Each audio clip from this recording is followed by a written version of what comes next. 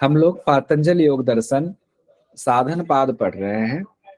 साधन पाद में हमने देखा था शुरुआत क्रिया योग से हुई, उसके बाद क्लेश में हम आए, पंच क्लेश की बात हुई। पंच क्लेश को तनु कर रहे हैं किससे? क्रिया योग से। उसके बाद हमने देखा पंच क्लेश को और किससे खत्म किया जा सकता है। हमने ये भी देखा था ते प्रतिप्रसव हेया, प्रतिप्रसव के द्वारा भी, प्रतिप्रसव भी क्लेश के लिए ही कहा गया है, उसको छीन करना है। और फिर ध्यान हेयास तद्वृत्तयः, क्लेश की जो स्थूल वृत्तियां हैं उसको ध्यान के द्वारा खत्म करना है, ये बात कही गई है। अब तीन चीजें हमने देख ली। अब सवाल ये आता है कि आखिर क्लेश हमें किस तरह परेशान करता है। ये सवाल आपके मन में आएगा कि क्लेश क्या है। हमने देख लिया तो क्लेश से होता क्या है, क्यों परेशान करता है ये हमें। तो महर्षि पतंजलि कहते हैं, क्लेश मूलः कर्माशयो दृष्टा दृष्ट जन्म वेदनीय। कि क्लेश जो है वो कर्माशय का मूल है। यानी कर्माशय मतलब हुआ आपका, मान लीजिए खजाना है, उस खजाने में रुपया कैसे आप डालेंगे? 10 रुपया, 20 रुपया, 50 रुपया, 100 रुपया, 500 रुपया, ऐसे आप डालते जाएंगे तो आपके घर पे जो आपका पर्स है या आपका खजाना है वो भरता जाएगा। उसी तरीके से जो हम कर्म करते हैं, अच्छे बुरे कर्म हैं, वो सब कर्म जमा होता जाता, उसका फल अच्छा फल बुरा फल। अब क्लेश यहाँ पर कहते हैं महर्षि पतंजलि, बहुत अच्छे से समझाया हुआ, आगे के सूत्रों में भी है, तो चिंता मत कीजिए, एक एक चीज समझ में आएगा। कहते हैं क्लेश मूलः कर्माशयो दृष्टा दृश्य जन्म वेदनीय है। यानी क्लेश जड़ है किसका? कर्माशय का, जो कि दृष्ट और अदृष्ट, दृष्ट मतलब जो दिख रहा है, अदृष्ट मतलब जो नहीं दिख रहा है। यानी कि जो वर्तमान है वो दिख रहा है, जो भविष्य है वो नहीं दिख रहा है। तो ये क्लेश जो है ये कर्माशय का जड़ है, जो वर्तमान में और भविष्य के जन्मों में दर्द देने वाला है। जन्म वेदनीय, वेदना कहते हैं ना, बहुत वेदना होती है, दर्द होता है। तो क्लेश ऐसी चीज है कि जन्म जन्मांतर आपको वेदना देती है, परेशान करता है, तभी तो जन्म जन्मांतर हम बंधे रहते हैं, एक जन्म से दूसरा जन्म छूटता ही नहीं है हमारा। तो कहते हैं कि ये क्लेश जो है दोनों ही जन्मों में, जो अभी जन्म है इसमें भी, जो अगला जन्म आएगा उसमें भी आपको दर्द देने वाला होता है। तो अब सवाल उठता है, जब कर्माशय का मूल यानी क्लेश मौजूद रहते हैं तो उसका फल क्या होता है? इस क्लेश का क्या फल होता है? तो जो अभी हमने कहा क्लेश का फल कि अच्छा भी होता है बुरा भी होता है, लेकिन महर्षि पतंजलि कहते हैं 13वें नंबर के सूत्र में साधन पाद में, जो एग्जाम की दृष्टि से बहुत इंपॉर्टेंट है, सती मूले तद विपाको जात्या आयुर्भोगा। अब जाति, आयु और भोग, तीन चीजें कही गई। कहते हैं जब तक उन क्लेशों का मूल यानी कि जड़ अविद्या मौजूद है तो जाति, आयु और भोग होता रहता है, हम उस चक्र में फंसे रहते हैं। क्या फल होता है क्लेश का? जाति, आयु और भोग। जाति, आयु, भोग क्या है? तो जाति है मनुष्य जाति, पशु जाति, पेड़ पौधे, कीट पतंग, जितने योनि है उसको जाति कहा गया है, विद्वानों ने, व्याख्याकारों ने कहा है। और आयु क्या हो गया? जितनी आपकी उम्र होती है उसको आयु कहा जाता है, जन्म से मृत्यु तक का समय। और भोग क्या होता है? सुख है या दुख है, दोनों ही भोग होता है। चाहे अच्छे घर में आप पैदा हुए आपको दुख हो रहा है, बुरे घर में पैदा होकर के चाहे अच्छे घर में सुख हो रहा है, तो दोनों ही भोग है। तो ये तीन चीजें होती रहती हैं, ये तीनों हम सबके साथ जुड़ी हैं। और ये किसकी वजह से होता है? ये होता है क्लेश की वजह से। और क्लेशों का जड़ कौन है? अविद्या है। और क्लेश किसका जड़ है? कर्माशय का जड़ है। सब देखिए एक दूसरे से ना चेन की तरह बंध जाता है। ठीक है। अब सवाल यह है कि कर्माशय में जब आप रुपया डालोगे अपने पर्स में तब तो भरेगा, रुपया डालना बंद कर दोगे तो पर्स में पैसे खत्म हो जाएंगे, धीरे धीरे आप खर्च कर दोगे। तो कर्माशय तभी तक फल देने वाला होता है, इस जन्म में या अगले जन्म में या पीछे आपका दिया हुआ है, जब तक उसमें क्लेश मौजूद है। अब क्लेश मौजूद है तो उसको खत्म करना पड़ेगा क्लेश को। आगे कहते हैं 14वें नंबर के सूत्र में महर्षि पतंजलि, तेह्लाद परिताप फलाह पुण्य पुण्य हेतुत्वात्। वे जो जाति आयु और भोग है ना, ते शब्द कहा गया, वे जाति आयु और भोग के लिए जो कि फल है किसका, क्लेश का, कहते हैं वे सुख और दुख देने वाला होता है। परिताप फला, वे जो फलता है किस रूप में, पुण्य और अपुण्य के रूप में, अच्छे और बड़े बुरे कर्मों के रूप में फलता है। वे जाति आयु और भोग सुख और दुख देने वाला होता है। किसी को सुख होता है, किसी को दुख, और किसी को एक ही जन्म में सुख भी होता है, दुख भी होता है। आज कोई सुखी है, कल दुखी हो जाता है, क्योंकि उनकी वजह से पुण्य और पाप होते हैं। जाति आयु भोग होगा, आप किसी भी जाति में पैदा होंगे तो जीवन जिएंगे, कर्म करेंगे तो आपसे अच्छा बुरा कुछ होगा, और फिर उसका फिर वही कर्माशय में आपका वो कर्म बंधता चला जाएगा। यानी जाति आयु और भोग है तो हमें कर्म भी करना होगा, और वो कर्म कभी अच्छा होगा कभी बुरा होगा। अच्छा होगा तो अच्छे फल मिलेंगे, बुरा होगा तो बुरे फल मिलेंगे। अच्छा होगा तो सुख होगा, बुरा होगा तो दुख होगा। यानी कि हम इस जन्म मृत्यु के चक्र में बंधे रहेंगे। उसके बाद महर्षि पतंजलि कहते हैं 15वें नंबर के सूत्र में, परिणाम ताप संस्कार दुखेर गुण वृत्ति विरोधाच दुखमेव सर्वम विवेकिनः। कि परिणाम ताप और संस्कार ये तीन दुख हैं, और उसके बाद कहते हैं गुणों के स्वभाव सुख दुख और मोह है। इसमें विरोध होने से विवेकी के लिए सभी कुछ दुख ही होता है। परिणाम ताप और संस्कार तीन दुख बताए गए हैं। पातंजल योग दर्शन में अगर आ जाए, तीन दुख कौन से बताए गए हैं, तो परिणाम दुख, ताप दुख और संस्कार दुख। ये तीनों दुख कहते हैं किनके लिए, जो विवेकी पुरुष होते हैं उनके लिए ये सभी कुछ दुख ही दुख होता है, चाहे कुछ भी हो। वो सब मानते हैं कि ये सब बेकार की चीजें हैं। जैसे अब देखिए, सामान्य इंसान के लिए अलग होता है। जैसे कि परिणाम दुख क्या होता है कि भोग करते करते आप बूढ़े हो गए, बुजुर्ग हो गए, और अब आपका शरीर जो है उस लायक नहीं है कि दांत खत्म हो गए, तो दांत से जो चीज चबा सकते थे नहीं चबाने लायक है, लेकिन वो चीज फिर भी खाने की इच्छा बची हुई है, तो इसको कहते हैं परिणाम दुख। भोग करते करते भोग के लायक नहीं बचे, लेकिन इच्छा बची हुई है। शरीर नहीं बचा उस लायक, लेकिन इच्छा खत्म नहीं। ये परिणाम दुख होता है। ये ताप दुख क्या होता है कि सुख के नाश होने की का जो डर होता है, कि आपके पास मान लो 2 लाख रुपए जमा हो गए, अब आपके पास डर बना हुआ है कि 2 लाख खत्म ना हो जाए, खत्म हो जाए तो फिर क्या होगा, फिर कैसे 2 लाख और जमा करेंगे। तो जो सुख है उसके बीत जाने का, उसके खत्म होने का भी डर होता है, वो ताप दुख कहा जाता है। और इस बीच में राग द्वेष भी चलता रहता है। संस्कार दुख, सुख के भोगने से जो संस्कार आपके चित्त पर पड़ते हैं, या दुख के भोगने से जो संस्कार आपके चित्त पर पड़ते हैं, उस संस्कार से फिर इच्छाएं पैदा होती हैं। जो भोगा है उसको पाने की इच्छा, और जो नहीं भोग पाए हैं उस दुख से सुख को पाने की इच्छा, ये संस्कार दुख होता है। कहते हैं कि तीनों दुख जो है विवेकी पुरुष के लिए, तीनों दुख एक समान ही होता है।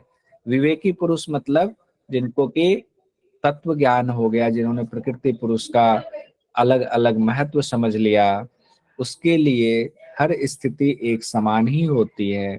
उसके लिए तीनों दुख एक समान ही होते, उनके लिए सुख भी दुख के समान ही होता है।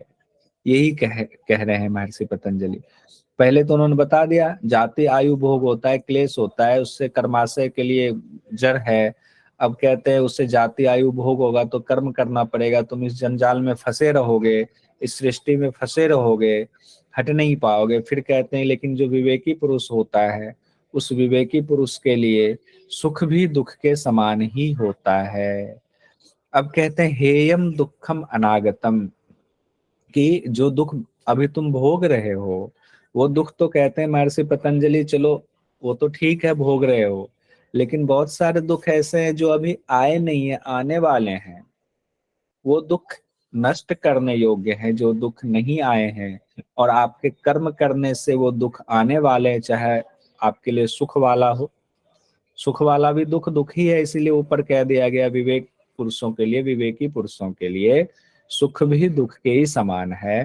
तो जो सुख या दुख आने वाला है, वो सब दुख आगे जो भविष्य में आएगा उसको खत्म करने योग्य होता है। वो उसको नष्ट कर दो अगर आप कैवल्य चाहते हो, मोक्ष चाहते हो, तो महर्षि पतंजलि कहते हैं उसके लिए उपाय करने की जरूरत है।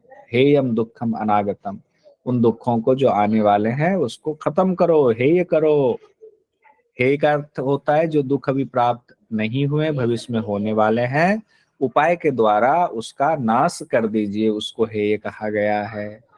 अनागत दुख आता ही क्यों है? जो नहीं है वो दुख क्यों आता है? जो हमारे पास अभी दुख नहीं है, अभी सब ठीक चल रहा है, पता चला भविष्य में पता नहीं क्या होगा, वो दुख क्यों आएगा?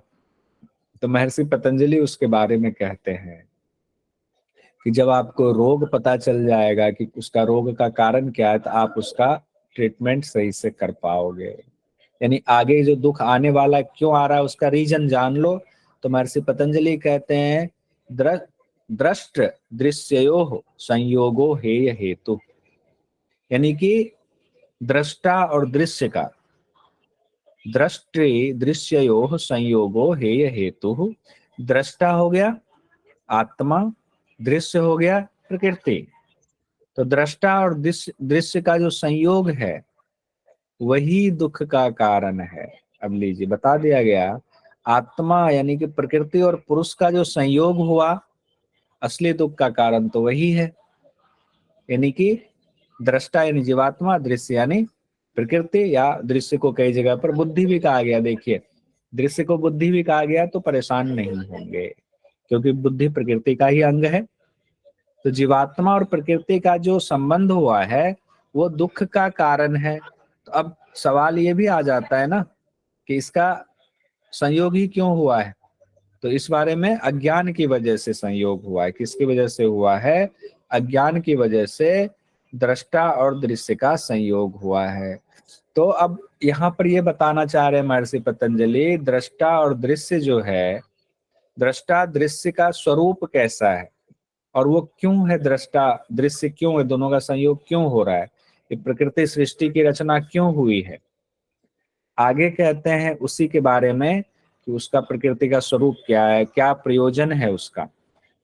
ठीक है, तो बढ़िया सूत्र है ये 18 नंबर का। देखिए, प्रकाश क्रिया स्थितिशीलम भूतेन्द्रियात्मकम भोग अपवर्गार्थम दृश्यम।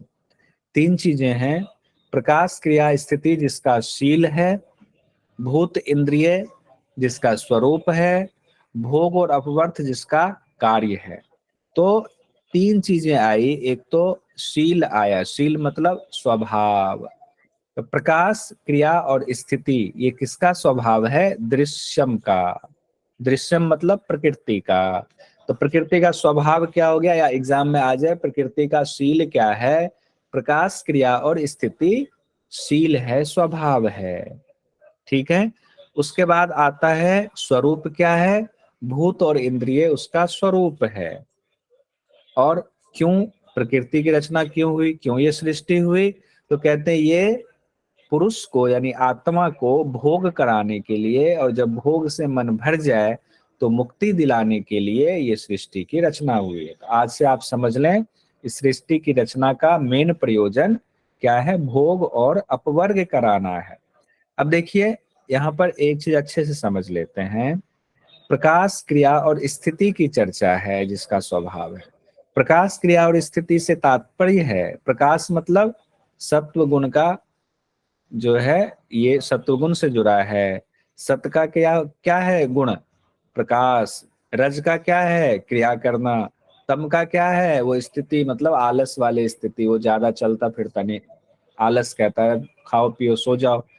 तो प्रकाश क्रिया और स्थिति जो है ये सत रज और तम इसको इंडिकेट कर रहा है। और भूत और इंद्रिय क्या है? प्रकाश क्रिया स्थिति में जैसे ही आत्मा का आविर्भाव हुआ, जैसे आत्मा वहां आया, वो बीच में घुसा, तो क्या हुआ? भूत और इंद्रिय आ गया, तो पूरी सृष्टि दिखने लगी, हाथ पांव दिखने लगे, पेड़ पौधे दिखने लगे, सब दिखने लगे। तो भूत और इंद्रियां उसका स्वरूप हो गया। और अब ये स्वरूप क्यों आया है, तो स्वरूप का आप भोग कीजिए, आप रसगुल्ला खाइए, आप गाड़ी पर चढ़िए, आप घर में सोइए आराम से कंबल ओढ़ करके, ये सारी चीजें भूत और इंद्रिय के अंतर्गत हैं। तो भोग कीजिए, जब भोग लगे कि ये भोग क्यों कर रहे हैं, मन आपका थक जाए भोग करते करते, आखिर क्यों भोग करना है, क्यों हे प्रभु क्यों, जब ये क्यों क्यों क्यों सवाल आना शुरू हो जाएगा तो आपका मन विचलित होगा, वैराग्य उत्पन्न होगा, धीरे धीरे कोई गुरु मिल जाएंगे, वो आपको उपाय बताएंगे इन चीजों से छूटने का। और वो छूटना भी कैसे है, प्रकृति के द्वारा ही छूटा जाएगा, आपको ऐसे नहीं छूट सकते आप। छूटना भी प्रकृति के द्वारा है, क्योंकि आपको जिससे नफरत होती है उससे भाग रहे हैं। अब मन भर गया तो छोड़ो इसको, अब भोग हो गया तो अपवर्ग चाहिए, अपवर्ग मतलब मोक्ष चाहिए। ठीक है, तो तीन चीजें बहुत इंपॉर्टेंट है। ये किसके बारे में बताया गया, प्रकृति के बारे में बताया गया कि उसका स्वभाव कैसा है, उसका रूप रंग कैसा है और क्या काम है उसका, तीनों चीज प्रकृति का बता दिया गया। अब प्रकृति के बारे में थोड़ा और विशेषता से बताया जा रहा है। कहते हैं प्रकृति विशेष अविशेष लिंग मात्र अलिंगानी गुण परवानी। प्रकृति जो है ये चार अवस्था होती है इसकी गुणों की, इस प्रकृति के गुणों की चार अवस्थाएं होती हैं। कौन कौन से, इससे संबंधित क्वेश्चंस पूछे जाते हैं। एक विशेष, एक अविशेष, एक लिंग मात्र, एक अलिंग। अब इसको समझने के लिए मुझे थोड़ा सा, ज्यादा तो नहीं, थोड़ा सा जाना पड़ेगा किस पर, सांख्य दर्शन पर जाना पड़ेगा। सांख्य दर्शन पर जब हम जाएंगे तब हम समझ पाएंगे कि विशेष अविशेष लिंग मात्र और अलिंग क्या है। जैसे कि हम जानते, हमें जानना चाहिए, पहले भी मैंने कहा था बताऊंगा लेकिन बात नहीं हो पाई। सांख्य दर्शन में बताया गया है कि सृष्टि की रचना कैसे होती है। सांख्य दर्शन में इसकी चर्चा है और ये सांख्य दर्शन का ही व्यवहारिक रूप है योग दर्शन। तो सृष्टि की रचना कैसे हुई, दुनिया कैसे बना, इसके बारे में चर्चा सांख्य दर्शन में कहा गया है कि एक है आपका मूल प्रकृति। पहले आप लेते हैं मूल प्रकृति। मूल प्रकृति अलग से कोई चीज नहीं है जो आपको दिखे, ये दिखती नहीं है अलग से मूल प्रकृति। तो मूल प्रकृति नहीं दिखती है तो कैसे फिर सृष्टि की रचना होती है। कहते हैं मूल प्रकृति के तीन गुण होते हैं। तीन गुण कौन है, पहला गुण है सत्य, दूसरा गुण है रज और तीसरा गुण है तम। सत रज तम, ये तीन गुण होता है किसके, मूल प्रकृति के। सत रज तम ये क्या है, गुण है मूल प्रकृति के। सत रज तम ये तीनों क्या करता है, मिलकर के आत्मा को यानी पुरुष को लुभाता है। सत कहता है हम बड़े प्रकाशक हैं, बहुत अच्छे हैं, आ जाओ। रज कहता है हम बड़े चंचल हैं, आ जाओ, हम तुम्हें बहुत भोग कराएंगे। तम कहता है अरे खाओगे पियोगे मस्त रहोगे, एक तरह से बस समझाने के लिए। तो सत रज तम जो है ये लुभाता है, किसको लुभाता है, ये पुरुष को लुभाता है, आत्मा को लुभाता है। और आत्मा जैसे ही इसके पास पहुंचती है ये आत्मा, तो क्या होता है, सतरजतम अभी तक जो है इससे कोई सृष्टि की रचना नहीं हुई थी। ये सतरजतम जब बराबर की स्थिति में था तो इसको प्रलय की स्थिति कहते हैं। जब बिना आत्मा की स्थिति थी तो इसको कहते हैं प्रलय की स्थिति। यानी कि सतरजतम जो है सम अवस्था में था, इसमें कोई हलचल नहीं थी, लेकिन इसके अंदर शक्ति थी कि ये पूरी सृष्टि की रचना हो सकती है। लेकिन इसके लिए जरूरत इसको किसकी थी, इसको आत्मा की जरूरत थी। ठीक है, जैसे कि एक अंधा होता है और एक लंगड़ा होता है, तो अंधे और लंगड़े वाली स्थिति हो गई। अंधा कौन है, अंधा हो गया सतरजतम, लंगड़ा कौन हो गया, आत्मा। ठीक है, अब आत्मा क्या हुआ, सत्रह स्तंभ के कंधे पर बैठ गया।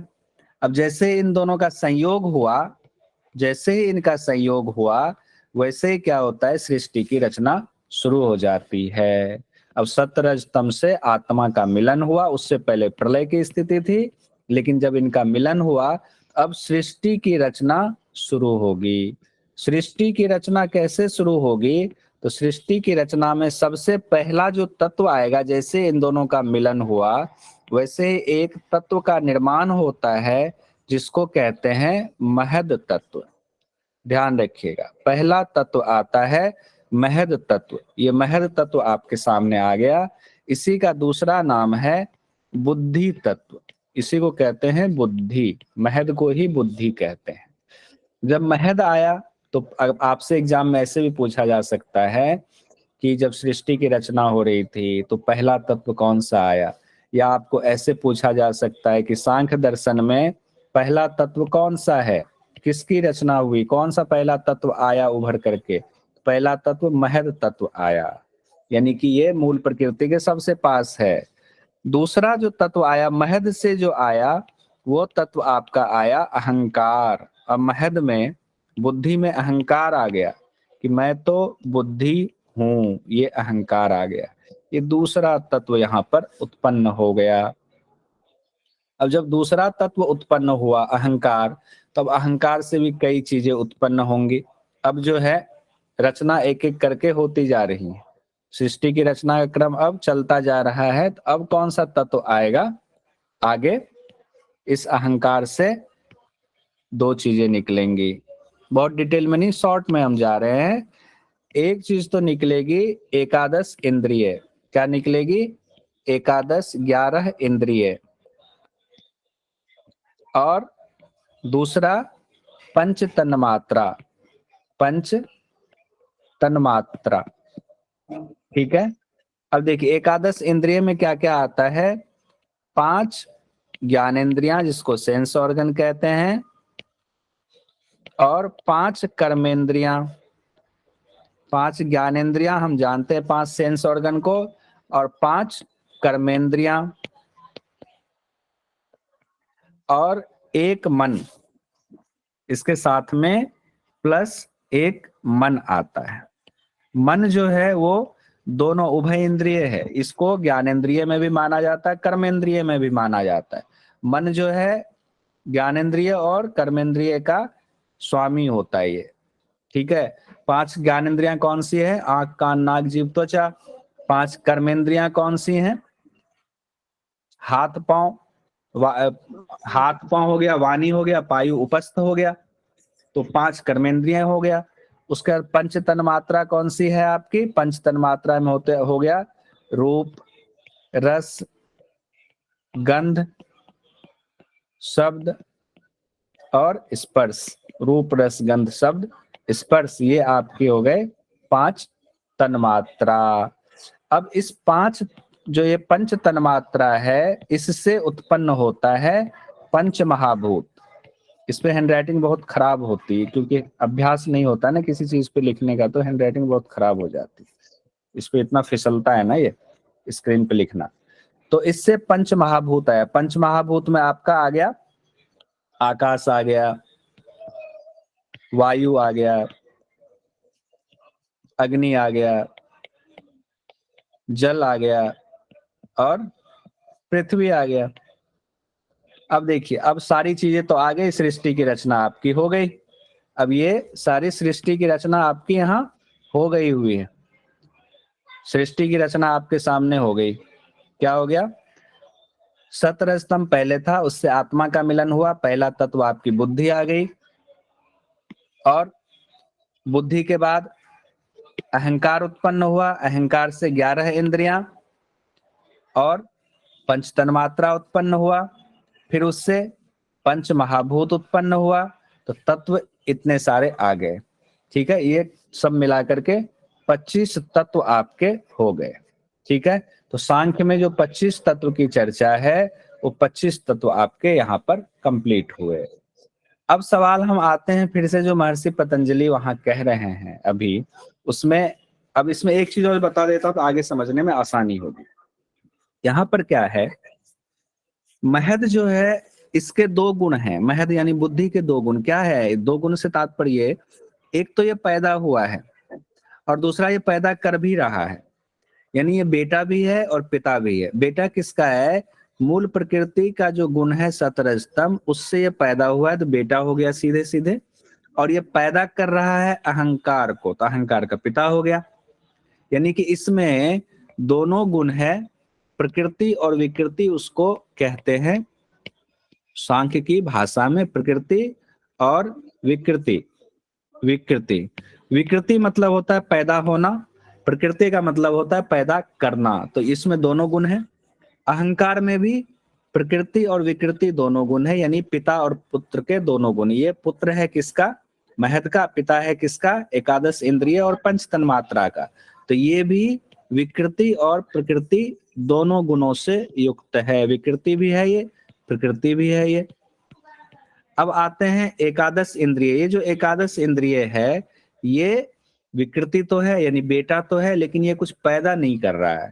तो ये प्रकृति किसी के लिए नहीं है। प्रकृति किसी के लिए नहीं इन द सेंस कि ये किसी भी चीज को उत्पन्न नहीं कर रहा है। कौन? एकादश इंद्रिय। ठीक है। अब देखिए पंच तन्मात्रा पर आएंगे तो पंच तन्मात्रा भी जो है बाप भी है और बेटा भी है, यानी ये विकृति भी है। विकृति किसका है? अहंकार का विकृति है। और ये प्रकृति भी है। प्रकृति किसका है? पंच महाभूत का। तो इसमें भी प्रकृति और विकृति का दोनों गुण है। लेकिन फिर यहाँ पंच महाभूत की बात आएगी, जो पांच चीजें हैं, ये सिर्फ और सिर्फ विकृति है, यानी सिर्फ बेटा है, ये पिता किसी का नहीं बन पाया। तो विकृति विकृति की टोटल संख्या कितनी हो गई? कोई बताइए, विकृति की टोटल संख्या कितनी हो गई? जो पिता नहीं बना, सिर्फ बेटा ही बेटा रह गया, कितने हो गए? 16 हो गए। 11, 6, 16 16 हो गए ना। 11 तो इंद्रियां, एकादश इंद्रियां हो गए, और 5 महाभूत हो गया। ये बेचारे ऐसे हुए जो पिता नहीं बन पाए, इसकी संख्या 16 हो गई। अब आइए, ये मैंने क्यों बताया, अब इसको देखते हैं हम लोग। अब यहां पर ये कहते हैं विशेष अविशेष लिंग मात्र अलिंगानी गुण परवाणी। उस प्रकृति के गुणों की 4 अवस्था होती है, विशेष, अविशेष, लिंग मात्र और अलिंग। तो ये इसको सीक्वेंस में ही आपको याद करना पड़ेगा। क्या सीक्वेंस में याद करना पड़ेगा? विशेष, अविशेष, लिंग मात्र और अलिंग। जब इसको सीक्वेंस में याद कर लेंगे तो बहुत आसानी से टेबल याद हो जाएगा। कैसे? विशेष में वो सारी चीजें आ जाएंगी जो सिर्फ बेटा बेटा है, जो पिता नहीं बन पाया, वो विशेष में आ जाएगा। सबसे छोटा है तो बड़ा जो है इसको विशेष कहा गया, तुम विशेष हो क्योंकि तुम बेटा बेटा हो। जब तक पिता नहीं बनता, शादी नहीं होती, तब तक उसको माँ घर में सबसे छोटा है, कहीं भी आता जाता है, उसके लिए जो है कोई रोक टोक नहीं होता है। तो इसको इस बस निमोनिक टाइप से समझने के लिए मैं कह रहा हूं। अब ये क्या हो गया? 16 संख्या। कौन से 16 हैं ये? 5 महाभूत और 11 इंद्रिया। ये वही है जो अभी हमने बताया। ठीक है। तो ये 16 संख्या आसानी से आपको याद रहेगा। अगर कोई पूछ दे कि विशेष की संख्या कितनी है, तो आप कहोगे 16 है। कौन कौन से विशेष हैं? तो आप ध्यान बस याद करके आंख बंद करके करना। विशेष में वो है जो बच्चा पैदा नहीं कर पाया, जिनकी शादी अभी नहीं हुई, जो सिर्फ पुत्र ही पुत्र रहा, वो एकादश इंद्रिय और 5 महाभूत हुआ। ये 16 हुआ। अब अविशेष में आ जाते हैं। विशेष याद हो जाएगा, 16 संख्या हो गई। अविशेष में कौन सा आएगा? 5 तन्मात्रा और 1 अहंकार। 5 तन्मात्रा और 1 अहंकार, ये आ जाएगा। अब इसमें प्रकृति और विकृति दोनों है, तो वो अविशेष में होगा। लेकिन आप कहोगे कि बुद्धि भी तो है, प्रकृति विकृति, लेकिन बुद्धि चूंकि सबसे पहला बेटा है तो उसको ज्यादा जिम्मेदारी मिली, तो उसको थोड़ा सा नाम अलग दे दिया गया समझने के लिए। ठीक है। उसको कहा आप लिंग मात्र, इसका नाम दे दिया। इसको बुद्धि को, महत तत्व को लिंग मात्र कहा। और अविशेष में उसके अलावे जो बुद्धि के अलावे बच गया, उसको अविशेष कहा। तो क्या बच गया? 5 तन्मात्रा। 5 तन्मात्रा से क्या निकला था? 5 महाभूत निकला था। ठीक है। और 1 अहंकार है। अहंकार से भी क्या निकला था? एकादश इंद्रिय और 5 तन्मात्रा निकला था। तो ये 5 तन्मात्रा प्लस 1 अहंकार मिलकर के संख्या हो गई टोटल, +1 हो गया, टोटल संख्या हो गई 6। ये जो 6 संख्या हो गई, ये हो गया अविशेष का। तो एक की संख्या हो गई आपकी 16 और इसकी संख्या हो गई 6। अब आते हैं हम लोग लिंग मात्र। इसकी संख्या है एक। लिंग मात्र में क्या है, जो पहला बड़ा बेटा है वो लिंग मात्र है, बुद्धि है। और अलिंग जो है वो मूल प्रकृति है। अलिंग, इसकी भी संख्या कितनी है, ये मूल प्रकृति की एक है, ये सबका मूल है, अलिंग है ये। तो अगर शब्द अब इसमें से एग्जाम में जो पूछा जाता है, कितने हुए, 16 6 22, ये हो गया एक, 23, और एक अलिंग 24, 24। और एक तत्व कौन सा रह गया, आत्मा। ठीक है, तो आत्मा चूंकि प्रकृति का अंग नहीं है, इसीलिए आत्मा की चर्चा यहाँ पर नहीं है। उस हिसाब से सांख्य में 25 तत्व हुए, ऐसे ये 24 तत्व आपके सामने स्क्रीन पर हैं। ठीक है, अब देखिए एग्जाम में क्या क्वेश्चन आता है। आपको दे दिया जाएगा, उसमें से कुछ नाम दे दिए जाएंगे, इसमें से कौन लिंग मात्र है बताएं। तो अब लिंग मात्र तो एक ही है, आप आसानी से कह सकते हैं, बुद्धि लिंग मात्र है, उसमें कहीं कोई कंफ्यूजन नहीं। आपको दे दिया जाएगा अलिंग किसको कहते हैं, अलिंग मूल प्रकृति को अलिंग कहते हैं, जिसका गुण सतरस्तम है। मूल प्रकृति क्या हुआ, अलिंग हो गया। ठीक है, अब आपको अविशेष दे दिया जाए, अविशेष क्या हो गया, जो 6 चीजें हैं वो अविशेष हैं। कौन सी 6 चीजें हैं, रूप रस गंध शब्द स्पर्श और अहंकार, ये मिला करके अविशेष हो गया। विशेष में कौन हो गया, सिर्फ बेटा बेटा जितना है, 5 महाभूत 11 इंद्रियां। इसको थोड़ा सा एक दो बार और आप अभ्यास करोगे, खुद से लिखोगे, इसका टेबल खुद से बनाओ, आपको याद हो जाएगा, कोई दिक्कत नहीं होगी। ठीक है, कोई कंफ्यूजन हो, कोई सवाल हो तो आप पूछ लें। आगे बढ़ते हैं। देखिए नेट जेआरएफ में एक बार क्वेश्चन ये आया था, पतंजलि के अनुसार ध्येय ध्यान हेयास तद्वृत्तयः का संबंध है।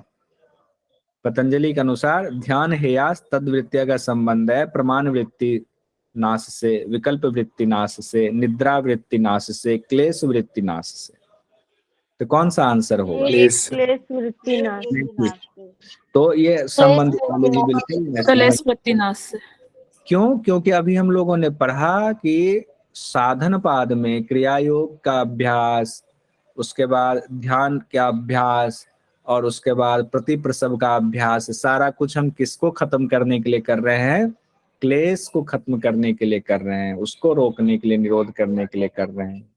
तो ये अगर हमें ये पता होगा कि कहाँ से ये सूत्र आया है, तभी हमें पता चल पाएगा कि ये किसके लिए कहा गया। ऐसे आप दिमाग लगाते रह जाओगे तो पता नहीं चलेगा। इसीलिए ये सब लिखना है, और हमें याद भी होना चाहिए ध्यान में कि कहाँ पर कौन से पाद में क्या कहा गया है। जात्य आयुर्भोगा किसके लिए इस्तेमाल किया गया, जाति आयु और भोग किसके लिए इस्तेमाल किया गया, क्लेशों के लिए। क्लेशों के लिए। क्लेश की वजह से क्या होता है, जाति आयु और भोग होता है, तो क्लेशों के लिए इस्तेमाल किया गया है। सब लोग मैसेज में जवाब देंगे, जिनसे पूछूंगा अब वही बोलेंगे। महर्षि पतंजलि के मुताबिक दुख कितने प्रकार के होते हैं, बताइए, दीपाली जी बताइए। ताप, परिणाम, संस्कार। ताप दुख, परिणाम दुख, संस्कार दुख, बहुत सुंदर। हेयम दुखम, आगे भरना है, ज्योति जी बताइए क्या भरेंगे, हेयम दुखम क्या, हेयम दुख, अनागतम सर। अनागतम मतलब जो आने वाला दुख है उसको खत्म करना चाहिए, उसको हेय करना चाहिए, उसकी निवृत्ति के हमें उपाय करने चाहिए, महर्षि पतंजलि कहते हैं। आने वाले दुख का कारण क्या है, तो दृष्टा और दृश्य का संयोग, या आत्मा परमात्मा का संयोग, या प्रकृति पुरुष का संयोग का वियोग, क्या होगा इसमें बताइए। मैसेज में नैन्सी जी आप माइक खोलकर बताइए, आने वाले दुख का कारण क्या बताया है महर्षि पतंजलि ने। सर दृष्टा और दृश्य का संयोग। हाँ, तो दृष्टा दृश्य का संयोग ही आने वाला जो दुख है उसका कारण बताया गया है। ये क्वेश्चन पूछा गया नेट जेआरएफ में कि पतंजलि के अनुसार हेय हेतु निम्नलिखित में से किनका संयोग है, हेय हेतु, हेय और हेतु, दृष्टा और दृश्य का, मन और इंद्रिय का, आत्मा और परमात्मा का, मन और बुद्धि का, किसका संयोग है, हेय हेतु, दृष्टा और दृश्य, दृष्टा और दृश्य का संयोग है। बहुत सुंदर। अब ये एक टेबल है, इस टेबल को जरा मिलान करना है, अलिंग, अब बताइए नैन्सी जी, अलिंग कौन सा हुआ? मूल प्रकृति। बहुत सुंदर। अविशेष कौन सा हुआ मंजू जी बताइए? अविशेष, अविशेष। अविशेष तन्मात्रा। तन्मात्रा, बहुत सुंदर। ज्योति जी बताइए विशेष कौन सा हुआ? ज्ञान इंद्रिय से। बहुत सुंदर। दर्शन शक्ति अब कौन सा हो जाएगा? दृक् शक्ति पुरुष, दर्शन शक्ति बुद्धि, दृक् दर्शन।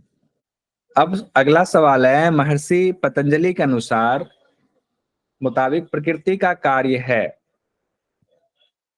भोग और अपवर्ग, भोग और कर्म और क्लेश, संप्रज्ञात, समाधि, भोग सृष्टि। और अपवर्ग। प्रकृति का कार्य है भोग और अपवर्ग, प्रकृति का कार्य है। अब देखिए अभी तक हमने क्या पढ़ा?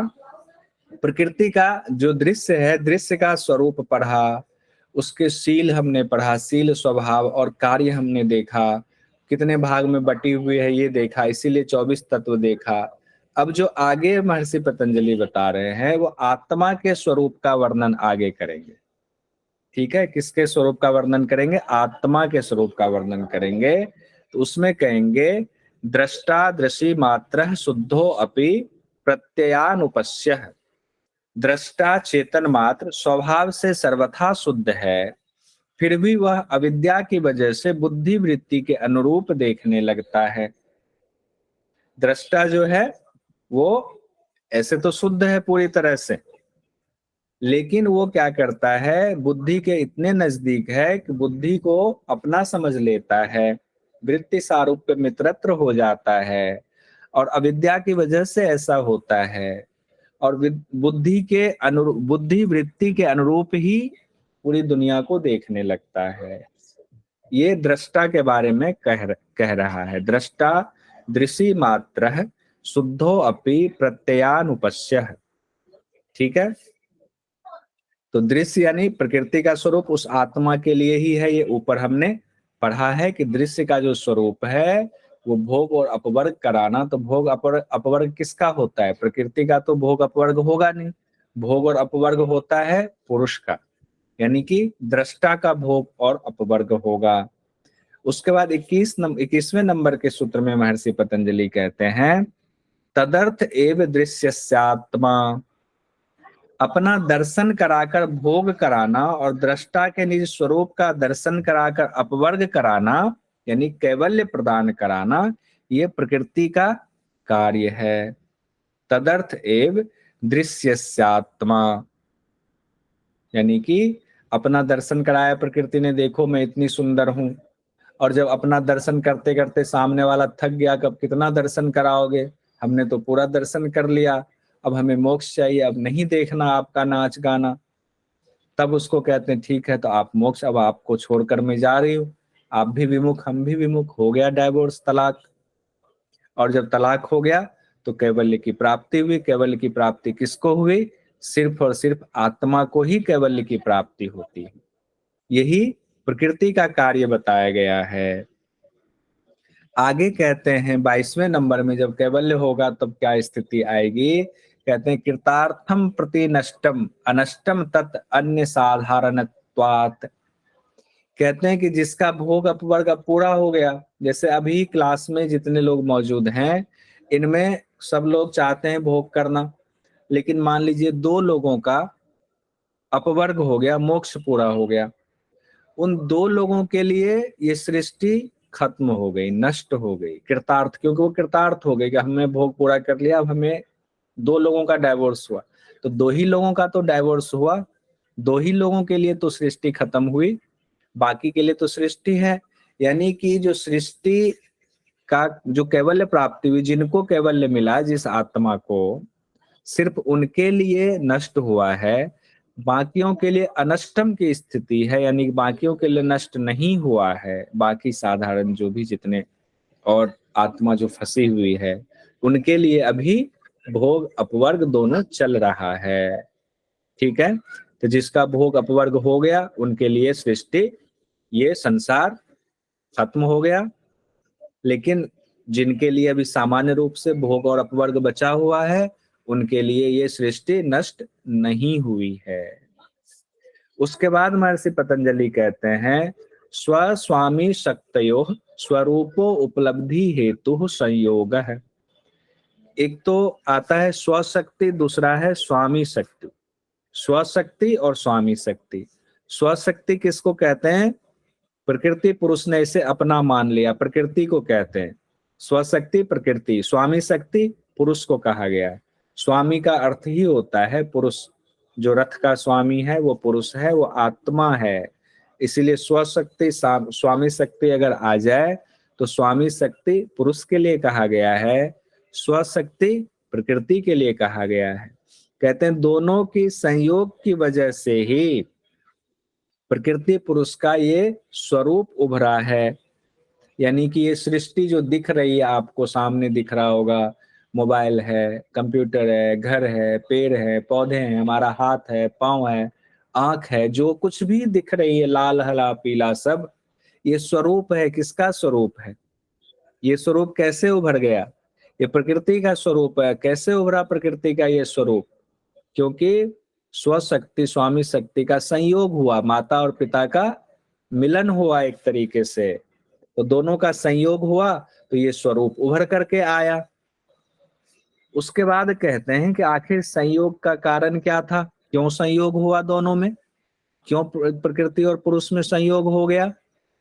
तब कहते हैं महर्षि पतंजलि तस्य हेतुर्विद्या।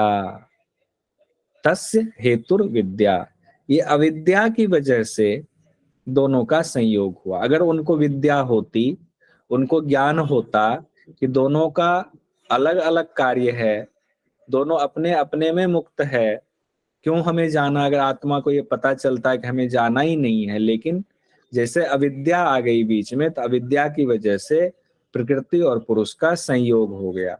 एग्जाम में अगर आ जाए कि प्रकृति और पुरुष का या स्वशक्ति और स्वामी शक्ति का संयोग क्यों हुआ है, तो महर्षि पतंजलि कहते हैं अविद्या की वजह से दोनों का संयोग हुआ। कई क्वेश्चन आ सकते हैं, या तो दृष्टा और दृश्य हो जाए कि दृष्टा और दृश्य के संयोग का कारण क्या है, तो दृष्टा और दृश्य के संयोग का कारण अविद्या है।